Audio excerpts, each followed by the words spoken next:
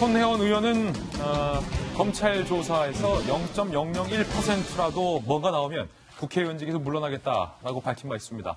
그런데 검찰이 손혜원 의원이 일반인에게 공개될 수 없는 정보를 바탕으로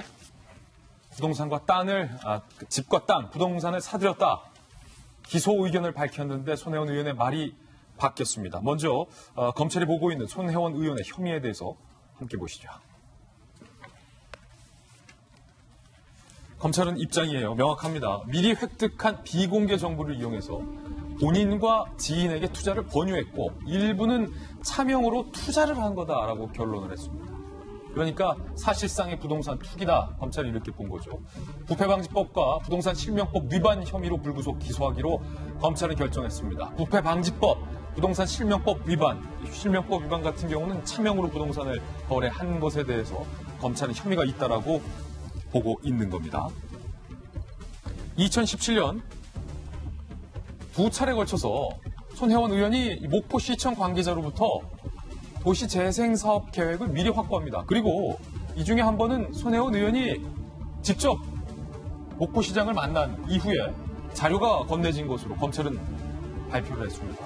일반인들에게는 공개가 되지 않은 자료입니다.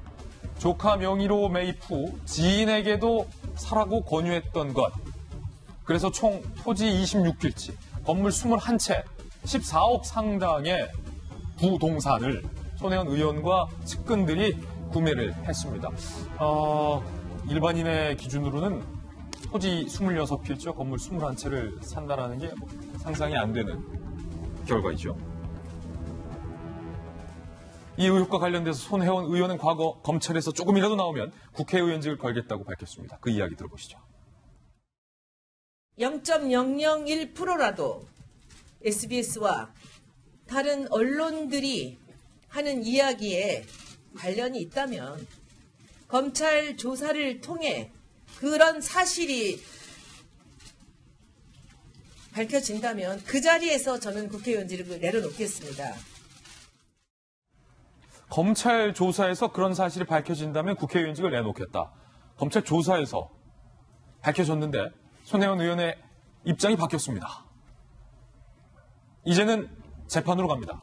억지스럽다. 검찰 수사 결과가 납득 어렵다. 재판을 통해서 밝히실 경우에 전 재산 기부를 하겠다. 장희찬 평론가.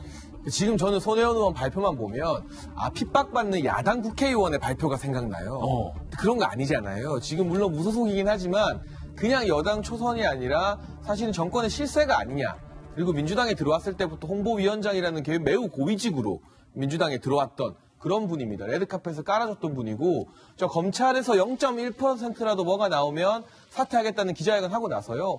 홍영표 원내대표가 무슨 보좌관인 것처럼 저 옆에서 기다리고 있어요. 예. 그리고 기자회견 끝나니까 손혜원 의원이 원내대표의 등을 막 두드려줍니다.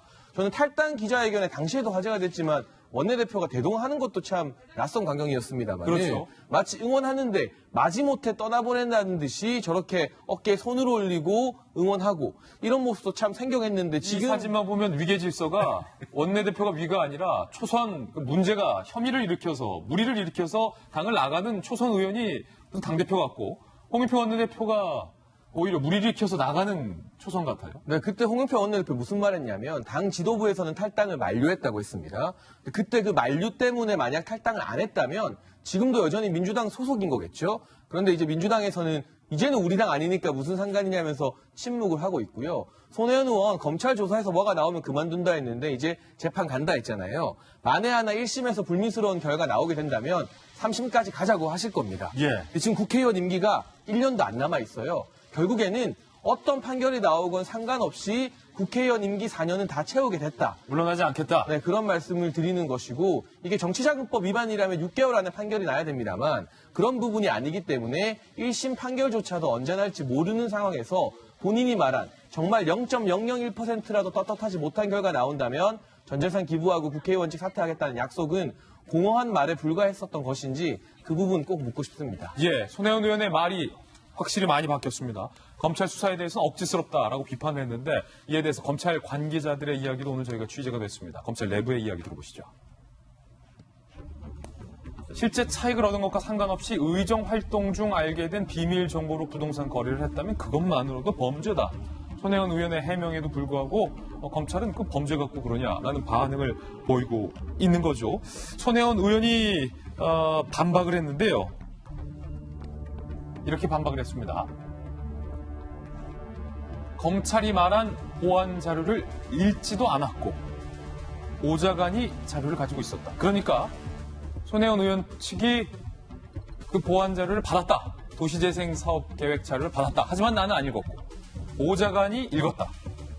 라고 반박을 해서 오늘 조선일보는 황당하다 참으로 이렇게 기사를 썼고 한겨레신문도 사설에 석연치 않다라고 비판을 하고 있는데 허은하 소장님, 네.